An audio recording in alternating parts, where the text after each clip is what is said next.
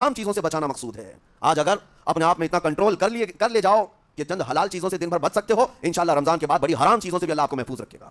میرے عزیزو, برا ہے ان لوگوں کا جن کو میرے آقا صلی اللہ تعالیٰ علیہ وسلم نے دعائے ہلاکت فرمائی. اس سے بدنصیب کوئی ہو سکتا ہے جن کے لیے رسول رحمت صلی اللہ تعالیٰ علیہ وسلم کی دعائے ہلاکت ہوئی ہو. حضور صلی اللہ تعالیٰ علیہ وسلم ایک دن مسجد نبوی شریف میں تشریف لے جا رہے تھے.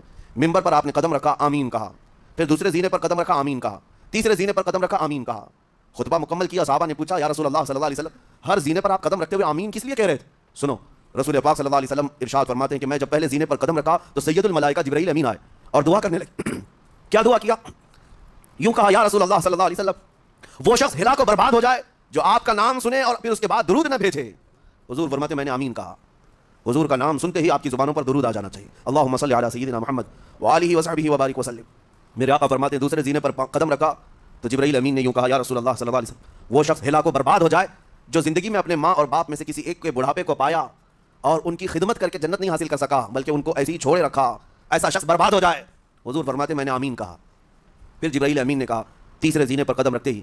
میرے آقا فرماتے ہیں جبرائیل نے یوں دعا کی کہ اے اللہ کے رسول, وہ شخص ہلاک و برباد ہو جائے جو رمضان کا مہینہ پایا لیکن اس کا ادب نہیں کر سکا, اس کا احترام نہیں کر سکا. حضور فرماتے میں نے اس پر بھی آمین کہا. جس کی ہلاکت کے لیے جبرائیل امین دعا کر رہے ہوں اور اس دعا پر سید الانبیاء آمین کہہ رہے ہوں, ایسے شخص کی بربادی کا کیا انجام ہو سکتا ہے؟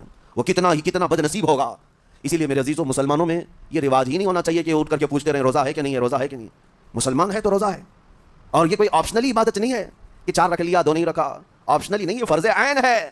ایک روزے کو چھوڑنے کا گناہ فرمایا گیا 600 سال تک اسے دوزخ میں رکھا جائے گا. 600 سال تک.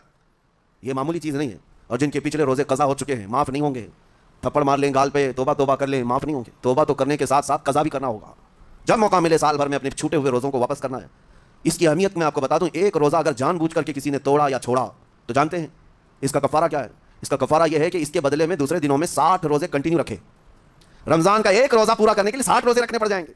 ہاں, اگر کسی عذر کی وجہ سے, کسی تکلیف کی وجہ سے چھوڑا تھا, بیمار تھا یا سفر میں تھا یا تکلیف کی شدت تھی, اس وجہ سے روزہ چھوڑا تھا, تو اس کے بدلے میں ایک روزے کی قضا ایک ہی روزہ ہوگی. لیکن بغیر کسی عذر کے, شہوت کی وجہ سے, نفس پرستی کی وجہ سے توڑا تھا یا چھوڑا تھا تو پھر 60 روزے رکھنے پڑ جائیں گے. اس سے اندازہ ہوتا ہے کہ ایک روزے کی اہمیت کیا ہے رمضان کے. اسی لیے میرے عزیزو, یہ روزے آسان ہیں, روزے آسان ہیں, اس کو رکھ لو. اس کی جزا بہت بڑی ہے, اس کی جزا بہت بڑی. ویسے بھی آپ دوسرے دنوں میں لیٹ ناشتہ کرنے کے بھی عادی ہیں. ممبئی والوں کا تو حال یہی ہے, 12 بجے کے بعد 1 بجے 2 بجے تو ان کے ناشتے ہوتے ہیں. دوپہر کا کھانا تو شام 5 بجے ہو رہا ہوتا ہے. بس وہ ناشتہ اسکپ کرنا ہے. دوپہر کے کھانے جو آپ کے ہوتے ہیں اسے اور تھوڑا ایکسٹینڈ کر لیں تو افطاری کا وقت آ جاتا ہے. کوئی بہت بڑی دقت کی بات نہیں, کوئی بہت بڑے بوجھ کی بات نہیں, آسان ہے. آج الحمدللہ ہمارے 5 سال 6 سال کے بچے روزہ رکھ لیتے ہیں. تو بڑوں کو تو اللہ نے جو طاقت عطا کی ہے, روزہ ہرگز ترک مت کرو. لیکن ساتھ میں آج یہ میسج